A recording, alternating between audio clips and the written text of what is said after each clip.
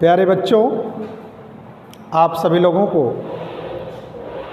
मेरा सुप्रभात, मेरा शुभाशीष।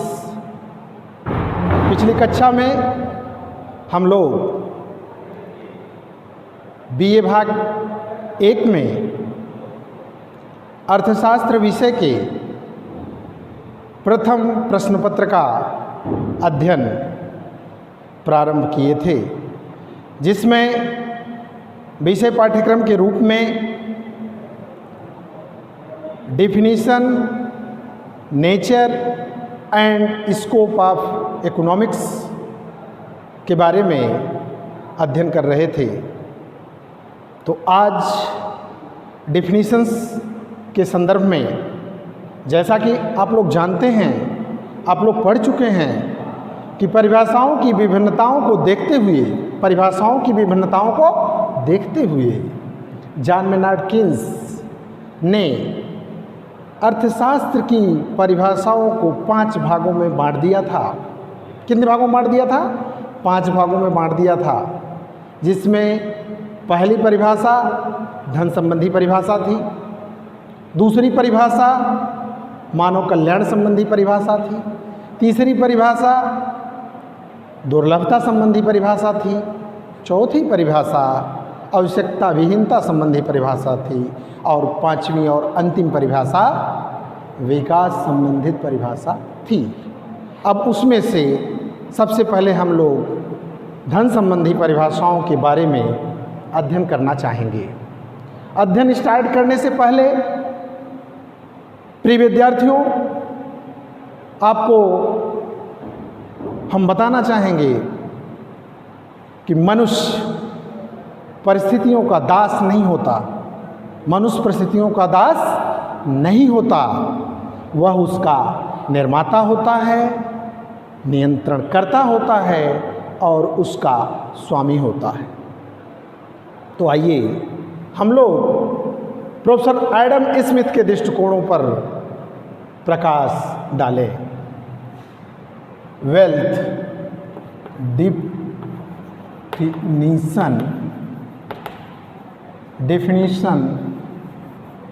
definition as wealth।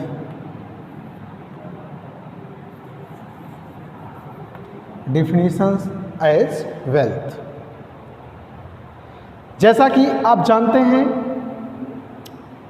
18वीं शताब्दी की औद्योगिक क्रांति के कारण, इंडस्ट्रियल रिवॉल्यूशन के कारण, निश्चित रूप से राजनैतिक अर्थशास्त्र का एक अलग उद्देश्य बन गया, जो यह था कि मनुष्य और राज्य के संदर्भ में धन साधन के रूप में इकट्ठा करना और उसे व्यय करने के लिए इकोनॉमिक्स ऑफ वेल्थ के अध्ययन की आवश्यकता प्रारंभ हुई। आपसे बताते चलें, सन 1776 ईस्वी में एडम स्मिथ, जो फादर ऑफ इकोनॉमिक्स हैं, उन्होंने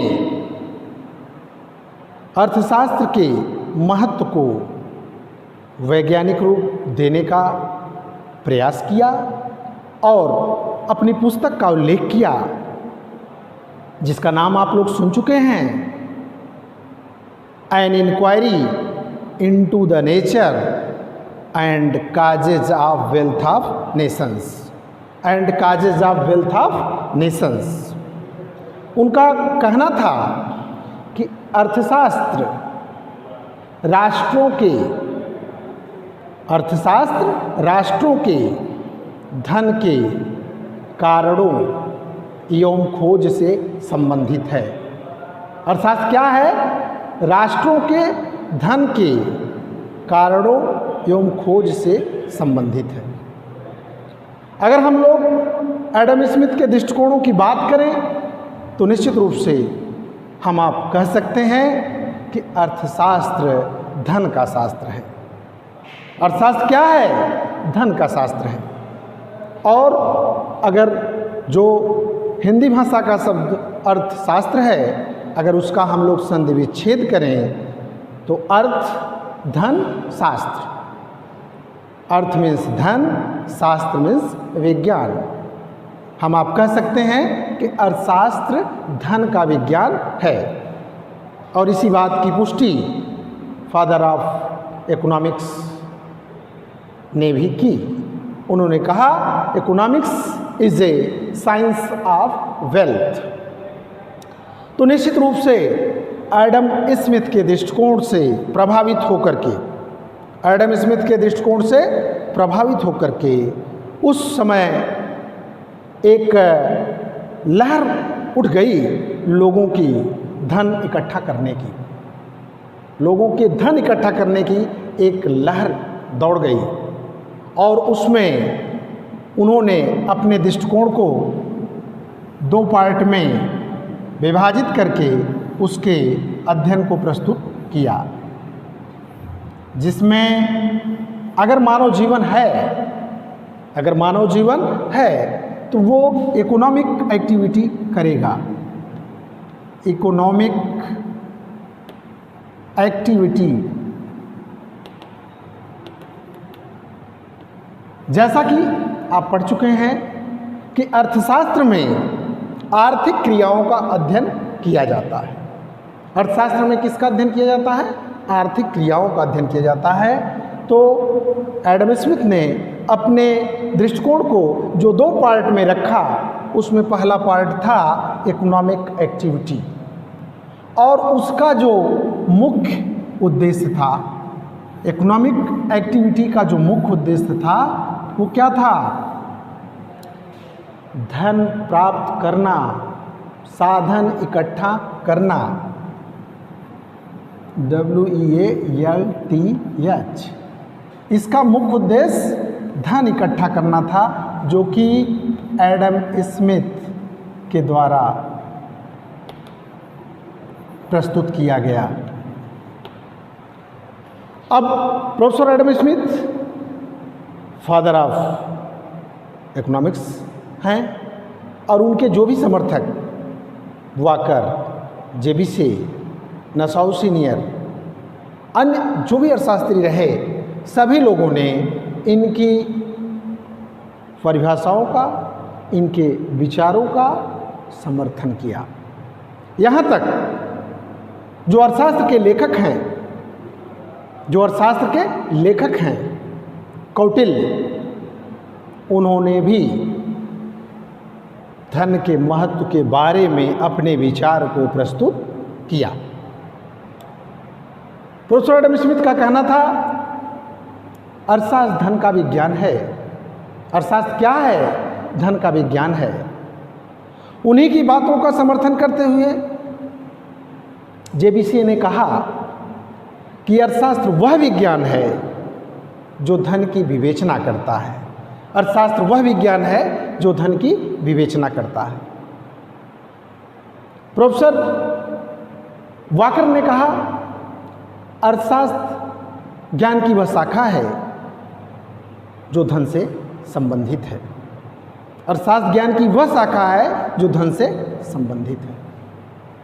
और इतना ही नहीं, जॉन स्टुअर्ट मिल ने कहा कि अर्थशास्त्र मनुष्य से संबंधित धन का विज्ञान है। अर्थशास्त्र मनुष्य से संबंधित धन का विज्ञान है। इन सारे परिभाषाओं के उल्लेख होने के बाद उस अर्थव्यवस्था में, उस राष्ट्र में निवास करने वाले सभी लोग धन के वशीभूत हो गए। किसके वशीभूत हो गए? धन के वशीभूत हो गए। और वे सभी लोग करने क्या लगे? More gold, more power, more wealth. अधिक धन, अधिक सोना, अधिक संपत्ति को अर्जित करने में लग गए। यह प्राचीन कालों की विचारधारा रही कि जिसकी लाठी उसकी भैंस, जिसकी लाठी उसकी भैंस। यह कहावतें चरितार्थ होने लगी। निश्चित रूप से अर्थशास्त्र के लेखक चाणक्य ने भी धन के महत्व को बताते हुए अपने शब्दों में यह उल्लेख किया कि अपने आप को अमर समझकर के धन का संचय करना चाहिए। अपने आप को अमर समझ करके धन का संचय करना चाहिए। धनी मनुष्यों का, धनी व्यक्तियों का सब लोग आदर करते हैं। धनी व्यक्तियों का सब लोग आदर करते हैं और निर्धन के रूप में स्वयं इंद्र ही क्यों न हो उनका कोई आदर नहीं करता। निर्धन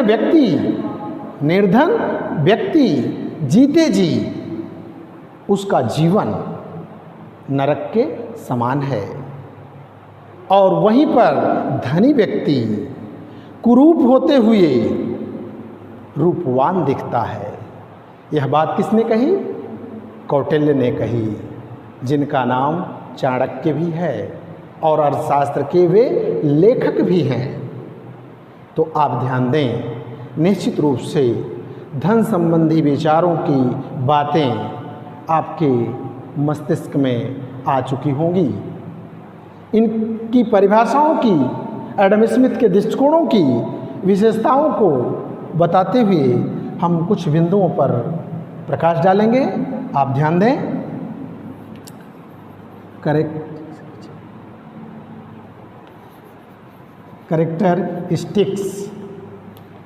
कैरेक्टरिस्टिक्स ऑफ वेल्थ डिफिनीशन।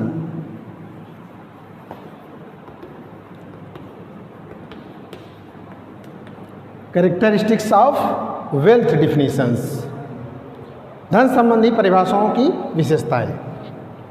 उन्होंने कहा, अर्थशास्त्र के अध्ययन का केंद्र बिंदु धन है, इसलिए इसका स्थान उच्च है। दूसरे बातों पर प्रकाश डालते हुए उन्होंने कहा कि धन ही मानवीय सुखों का आधार है। धन ही क्या है? मानवीय सुखों का आधार है। उन्होंने कहा धन मनुष्य के लिए है। धन किसके लिए है? मनुष्य के लिए है। प्रोफेसर एडम स्मिथ ही एक ऐसे अर्थशास्त्री रहे जिन्होंने अर्थशास्त्र के धन संबंधी परिभाषाओं में आर्थिक मनुष्य की कल्पना की। किस मनुष्य की कल्पना की? आर्थिक मनुष्य की कल्पना की। निश्चित रूप से विशेषताओं के बारे में जानने के बाद सभी लोग उनकी परिभाषाओं के, उनके दृष्टिकोणों के बिल्कुल चहेते हो गए, समर्थक हो गए। और यह परंपरा तब तक चलती रही जब तक कि दूसरे विचारधाराओं का उल्लेख नहीं हुआ। दूसरी विचारधाराओं का उल्लेख उस समय हुआ जब व्यक्ति धन पैदा करने की मशीन बन गया। वह जब भी सोचता था धन के बारे में सोचता था, जब भी कुछ करता था धन के लिए करता था, अर्थात दया, धर्म, परोपकार, मानवता को सब त्याग दिया। तो सन 1890 ईस्वी में अल्फ्रेड मार्शल नामक अर्थशास्त्री ने अपनी अलग विचारधारा का उल्लेख करते हुए प्रोफेसर एडम स्मिथ के दृष्टिकोणों को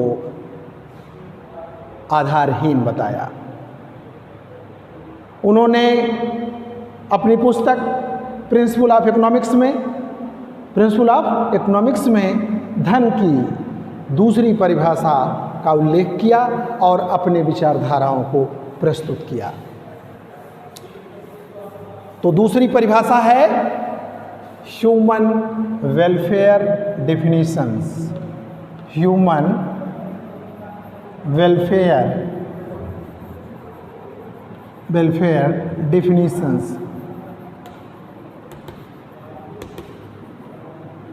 डिफिनीशंस, मानव कल्याण संबंधी परिभाषाएं। प्रोफेसर मार्शल ने एडम स्मिथ के दृष्टिकोणों को लोगों के दिलो दिमाग से निकालते हुए उन्होंने कहा कि wealth is for man, wealth is for man and not man for the wealth, and not man for wealth. ये एडम स्मिथ के दृष्टिकोण पर आलोचना प्रस्तुत करते हुए मार्शल का स्टेटमेंट था।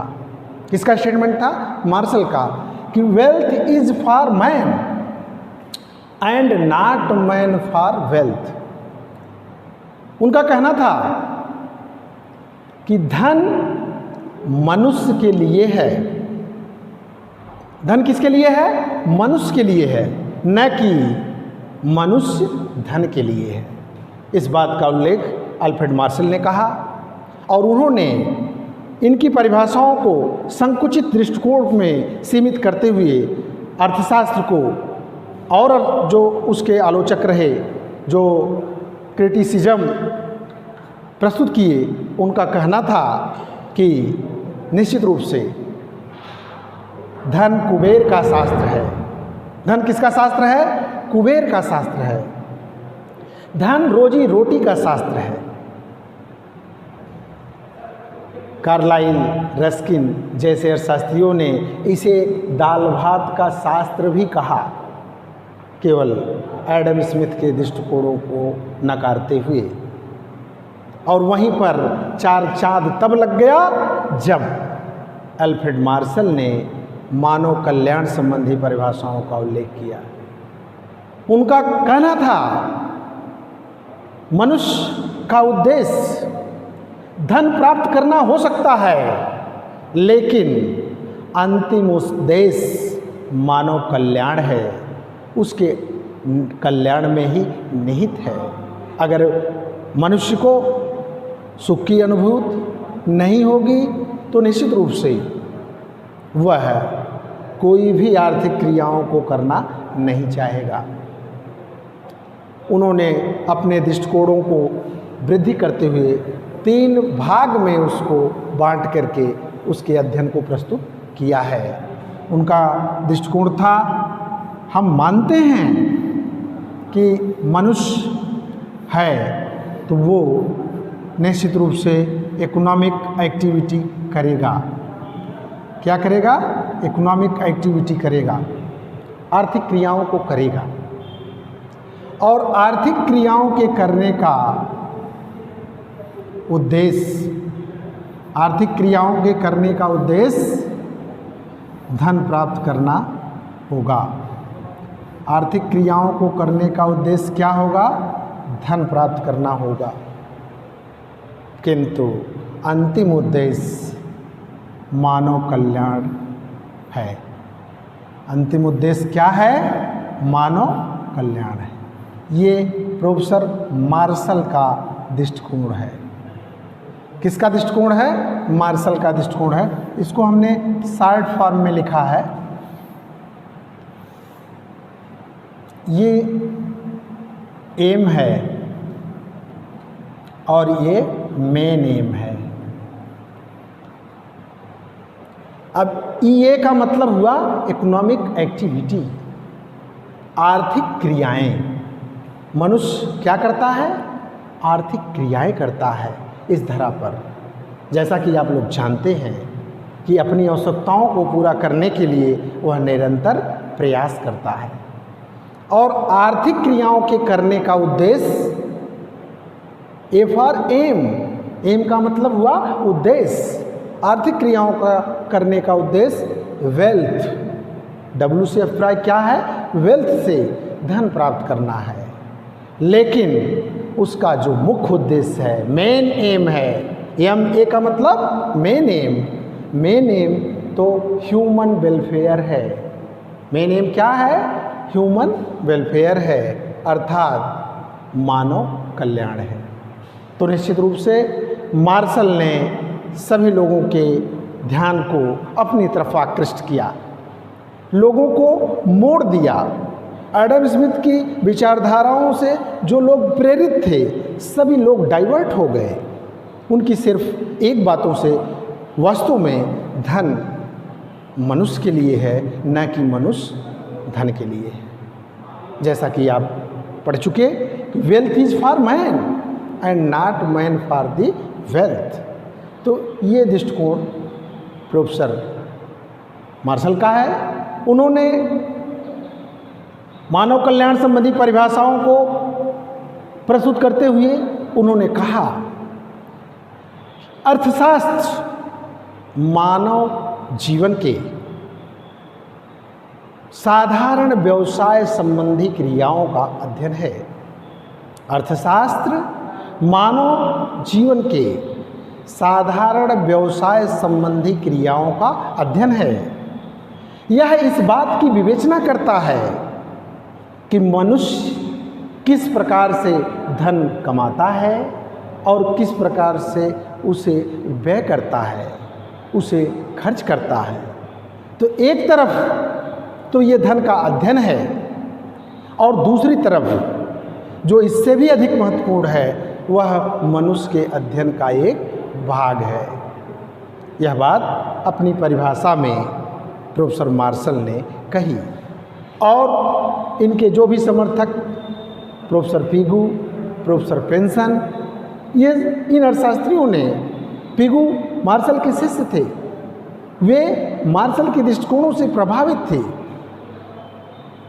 उन्होंने अपनी बात को प्रस्तुत करते हुए उन्होंने कहा कि अर्थशास्त्र आर्थिक कल्याण का अध्ययन है। प्रोफेसर पिगू की परिभाषा है, अर्थशास्त्र क्या है? अर्थशास्त्र आर्थिक कल्याण का अध्ययन है, और आर्थिक कल्याण सामाजिक कल्याण का वह भाग है जिसे मुद्रा रूपी पैमाने से मापा जाता है, जिसे मुद्रा रूपी पैमाने से मापा जाता है। प्रोफेसर पेंसन ने कहा कि अर्थशास्त्र भौतिक कल्याण का विज्ञान है। अर्थशास्त्र क्या है? भौतिक कल्याण का विज्ञान है। तो निश्चित रूप से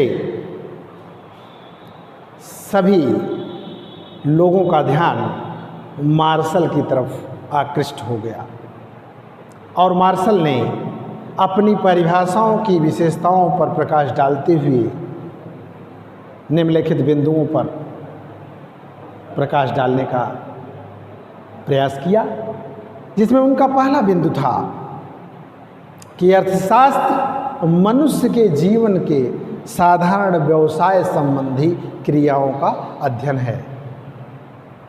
अब साधारण व्यवसाय संबंधी क्रियाओं का अध्ययन का अभिप्राय था उन्होंने जो भी भौतिक अभौतिक रूप में जो भी वस्तुओं और सेवाओं का उत्पादन किया जाता है उसका अध्ययन अर्थशास्त्र में किया जाता है। उसका अध्ययन किस में किया जाता है? अर्थशास्त्र में किया जाता है।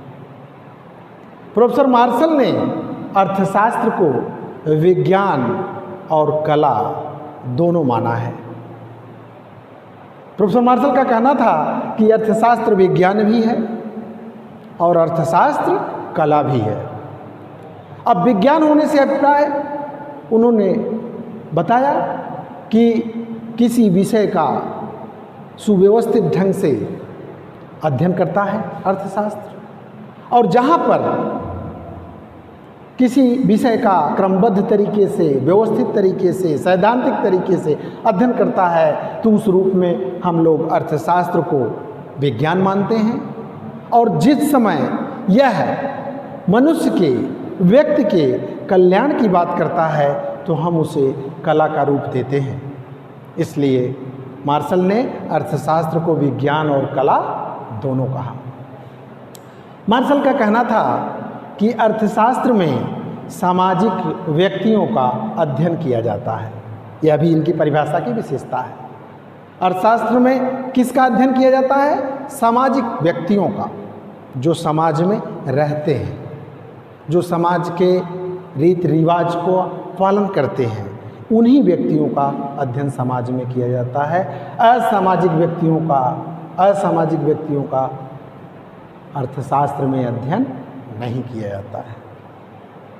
उनका कहना था अर्थशास्त्र में वास्तविक व्यक्तियों का अध्ययन किया जाता है। किसका अध्ययन किया जाता है? वास्तविक व्यक्तियों का अध्ययन किया जाता है। अब यहाँ पर वास्तविक व्यक्तियों से अभिप्राय है कि जो हड्डी, रक्त, मांस के जीवित पुतले के रूप में प्रदर्शित हो रहे हों, जिनको देखा जा सके, जिनको स्पर्श किया जा सके, ऐसे ही व्यक्तियों का अध्ययन अर्थशास्त्र में किया जाता है। काल्पनिक व्यक्तियों का अध्ययन अर्थशास्त्र में नहीं किया जाता है, जैसे भूत, प्रेत एग्जाम्पल के रूप में हम आपको बताना चाहेंगे, जिन्हें न देखा जा सकता है और जिन्हें न ही स्पर्श किया जा सकता है। अर्थशास्त्र में सामान्य व्यक्तियों का अध्ययन किया जाता है। अर्थशास्त्र में किसका अध्ययन किया जाता है? सामान्य व्यक्तियों का अध्ययन किया जाता है। असामान्य व्यक्तियों का अध्ययन अर्थशास्त्र में नहीं किया जाता है। असामान्य व्यक्ति का मतलब जैसे पागल, चोर, जुआरी, शराबी, ऐसे व्यक्तियों का अध्ययन अर्थशास्त्र में नहीं किया जाता है। तो निश्चित रूप से सन 1890 से लेकर के सन 1931 तक प्रोफेसर मार्शल का दृष्टिकोण अर्थव्यवस्था में छाया रहा। खलबली तब मच गई जब अर्थशास्त्र विषय की तीसरी विचारधारा का उल्लेख हो गया। लंदन स्कूल ऑफ इकोनॉमिक्स के सुविख्यात अर्थशास्त्री लियोनल रॉबिन्स ने उस समय खलबली पैदा कर दी जब उन्होंने अर्थशास्त्र को दुर्लभता के शास्त्र के नाम से पुकारा। किस नाम से पुकारा? अर्थशास्त्र दुर्लभता का शास्त्र है। अर्थशास्त्र सीमित साधनों का शास्त्र है, अर्थात स्कार्सिटी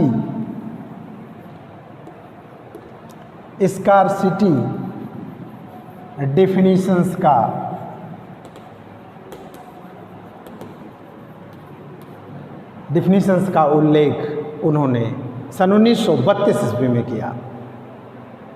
उन्होंने सन 1932 में अपनी एक पुस्तक प्रकाशित की, an essay on the nature and significance of economic science. इस पुस्तक में